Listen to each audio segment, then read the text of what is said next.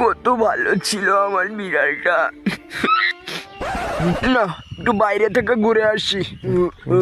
Randy পাড়া, এবার মনটা ভালো হয়ে যাবে আর আমার সেই বিড়ালটার কথা মনে পড়বে না। দাদা, কি দিয়ে বানানো এই চিকেন লেগ পিসটা? এত টেস্ট! এটা বিড়ালের বিচি দিয়ে বানানো হয়। যা খানকির ছেলে, এটা আমার বিড়াল নয় তো।